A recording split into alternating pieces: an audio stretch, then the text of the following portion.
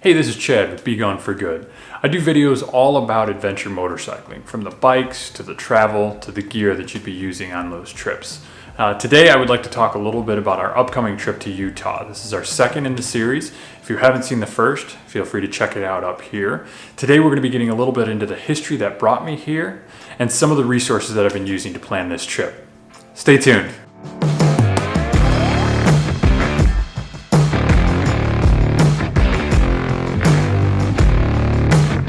All right, everybody takes their own path to get to this spot where you're planning your trip, where you're getting out and you're actually going to be doing a long-term version of the travel that we've dreamt about. What brought me here to this day, like many before me I'm sure, is Ewan McGregor and Charlie Borman and their Long Way Round series. It was probably about 3 years ago now. Started watching this series at the behest of a friend of mine and fell in love with it. Just loved the idea of going around the world on two wheels and seeing different cultures and meeting different people and finding your way through what amounts to one of the greatest adventures I think you could ever go on. I started talking to a couple of friends of mine and we settled on going from Alaska down to, I think it's Argentina, Ushuaia. Haven't really solidified it, but that was our big goal. And in order to achieve that, we decided we were going to hit a bunch of really small goals along the way. And that started with a small trip out to the Badlands on the bike, where I drove to Minneapolis, then back to Chicago, and hooked up in Chicago with a buddy of mine to go out to the Badlands and do that trip. That was my first long trip, and that was less than 6 months after I had the bike. There's nothing like getting into your first big trip. The packing that's essential for it, the preparation, the mapping out, and getting in order all of the things that are going to be necessary on the trip is just such an eye-opening and informative experience about how this travel works. I would urge any of you that are interested in getting a bike or already have a bike and are planning that first long-term trip to do it. Just get out there and make it happen. And a long trip can be different things for different people. Some people consider a 3-hour trip pretty long. Some people need a 30-day trip. So whatever that trip is to you, get out there and make it happen, because it's really the greatest learning experience you could ever have, more so than any YouTube video you could ever watch, any book you could ever read. Get out there and actually do the travel. The second long trip I took was to Honduras. That was in 2017. I already had a trip down there planned and just kind of lucked into the idea of riding down there instead of flying. Got to travel through different Central American countries, got to do Mexico top to bottom. I was still pretty new on the bike, had only about 8,000 miles under my belt when I started that trip, and one of the greatest learning experiences I could have ever asked for. I learned how to pack better, I learned how to travel better, I learned how to deal with speed and boredom and slick roads and windy roads and foreign languages. It was amazing, and I feel a lot more confident doing other travels now because I achieved that first one. Now, this year's trip's a little bit different from the ones I've taken previously. Initially, it'll be the same. I'll be traveling from North Carolina to Denver, Colorado on regular paved roads. Nothing unusual, nothing different. It's a lot like traveling to Minneapolis, a lot like traveling out to the Badlands. So I feel fairly confident in my ability to do that trip. That's not too difficult. Where it gets a little bit more challenging is once we get to Utah and start riding the BDR. Now, the BDR is an off-road only route. I haven't done really a whole lot of off-roading at all.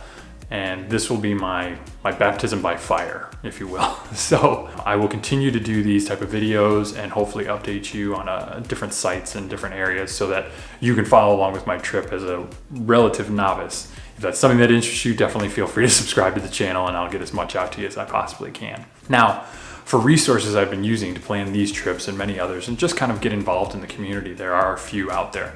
Obviously, YouTube is a great one. Type in anything you want to know on YouTube, from the bike that you have, the repairs or maintenance that you want to do, the trip that you want to take, anything. I promise you, somebody's made a YouTube video.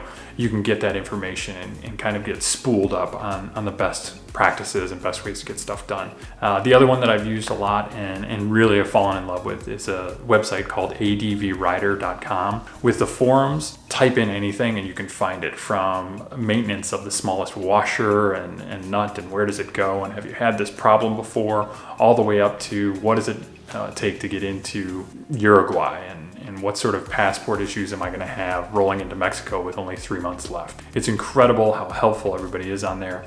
In fact, I found our ride over to the island of Roatan because of ADV Rider. I cannot urge you enough to head in that direction if you have any sort of long-term travel desires, because there's a ton of people there with a ton of experience willing to help you out, and it costs you nothing. One of the other resources that I use pretty extensively is Facebook. Horizons Unlimited is on there. There's an ADV Big Bike on there. There is Transcontinental Travel, which is not necessarily just bike related, but it deals with travelers of all kinds. Guys in RVs, guys on scooters and mopeds and backpackers. Everybody is on there just talking about things that they need to know in order to be able to travel to certain places. You can get a lot of safety information from there. On the ground, real world safety information, not the State Department nonsense. You can find out exactly what people dealt with going through each border crossing and in each village they passed through, because somebody out of their 200,000 people has done it. That's another resource that I would strongly suggest you check out if you're interested in going this route. And lastly, Google search it.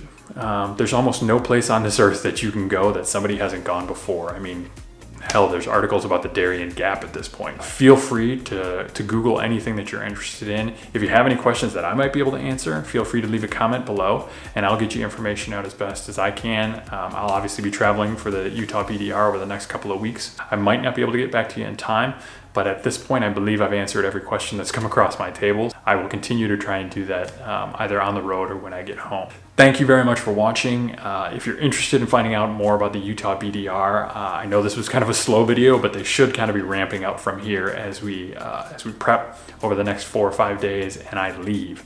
And I'm gonna be getting you info from the road as well, because it's what I do.